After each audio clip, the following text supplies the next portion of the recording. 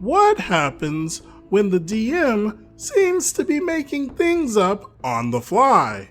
Let me describe the situation. Welcome to Session 3 of the dumpster fire that you can't look away from. After getting all the players from my group in on this meme, we now have the perspectives of 3 people all together. All of us are now here for the meme at this point. We were called in after our tabaxi asked when the next session was, and was told, in 1 hour. I've obtained some new information because I asked about other classes under the pretext of I want to make a backup character. For Barbarian, Rage only lasts 2 rounds. Yep, the round you use it and the one after. For Bard, I was told, oh yeah, I haven't started on it, but I have to revise the whole thing. For Rogue, player has a limited number of sneak attacks per long rest equal to your int modifier. For Druid, I was told it's the same, but then he went silent trying to explain Wild Shape. As a side note, the DM is using multiple different Discord servers to advertise this exact campaign, and has posted calls 5 times on one server according to our Dragonborn, yet we are the only 3 players. Anyway, back to our non-regularly scheduled craziness. We all arrive back at the castle and are asked to make teams. Obviously, our group of 3 teams up. A large orb is summoned and we are told to enter to arrive at our first trial. We all step through and we find that we are in a large forest. Our tabaxi climbs a tree to get a better view, finding a fortress, a large snake corpse, like Yomengander level size, and our DMPC friend all in different directions from us. We decide to investigate the fortress first and find a group of bat-like creatures in our way. We decide to deal with them since they looked hostile, and since we may have to deal with them later if we don't. I cast invisibility at 4th level, since I have the mana so we can get an ambush set up, minus 35 mana. How far can I be from the group of creatures? At max, 25 feet, and still be able to see them.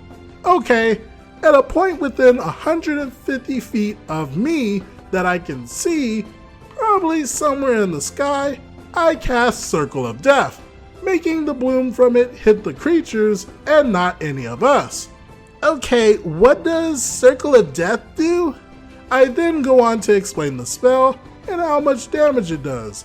They all roll con saves, 3 fail, 2 pass. Okay, since you're upping health values, does the spell damage increase as well? Yeah, it goes up to 8d10, 45 damage, minus 60 mana, and we start our surprise round. I get first in initiative. I walk up 25 feet and cast Thunder Wave so it will hit both the remaining creatures. I need con saves again from both of them. What is the damage on Thunder Wave being up to? 6d8. Both fail, 31 damage, minus 20 mana. Okay, one is dead. The last one is still up. All of us. How? Does one have more health total than the other? They both took 10 over what the first 3 got. It's at this point that he explains that the creatures utilize a group health pool, and there was still enough for the last one to be standing.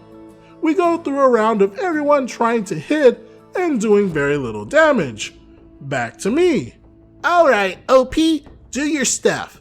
I cast Eldritch Blast since it shouldn't be that high on health. Oh, I forgot to tell you I changed that.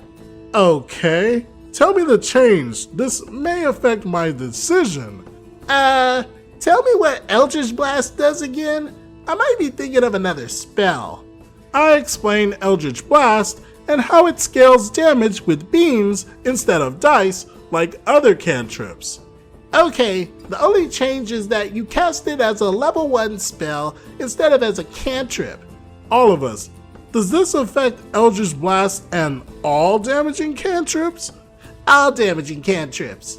We go to explaining the spell again, realize he misunderstood what I said and thought Eldritch Blast did 4d10 instead of 1d10. Very well. Okay, what damage does Eldritch Blast do since it's only 1d10? That one stays the same. We go another round. I decide to cast Witch Bolt so I don't waste a bunch more mana not knowing when this will go down. Note that each of these creatures has 2-hit multi-attack with +7s to hit, and 2d6 plus 5 plus 3d4 damage on hit. I have 200 HP, but this still burns bad, and we're all technically level 1. Good thing we wiped all but one of them. Needless to say, Witch Bolt also did not get a damage increase, after I had to explain that one to him too. You guys know these creatures are endangered, right? All of us. No, why would we know that? It's at this point that we all realize he has no clue what half the spells do that we cast. We end up walking on top of an earth elemental intelligent enough to speak common, say sorry for stepping on him, finger guns, and proceed to continue on with our journey. At this point, or shortly before the earth elemental, our tabaxi's internet shuts off, causing myself and the Dragonborn to go on a ways without her while still acting like she's still with us. We find the fortress. It looks like it's been broken into a while ago, go inside, and find a dead-end hallway with 3 statues. Simple circle of life puzzle, and we open another way forward. The Dragonborn and I are fairly certain the DM lacks all knowledge of D&D and how it works, and is from another system trying to make this like that. We end the session with the DM telling us we'll try for another session tomorrow. Side note, these sessions are supposed to be play by post mostly, but since our group of 3 can all VC, we use that instead. As for new banned spells, Invulnerability, Force Cage, Resurrection/True Resurrection, Suggestion, Mass Suggestion, and Rebuke. Unfortunately, there won't be any more from these sessions as the DM sent me a private message that I will boil down to, if you don't like my system, just leave. There are no problems with it. You just like base 5e too much. So I dipped and told them to never contact me again. At least I was able to save the tabaxi, and she is now a happy member of my own sessions. This just sounds like an overall mess. Just use a different system, because it's very apparent that they don't know D&D, especially with the growing ban list.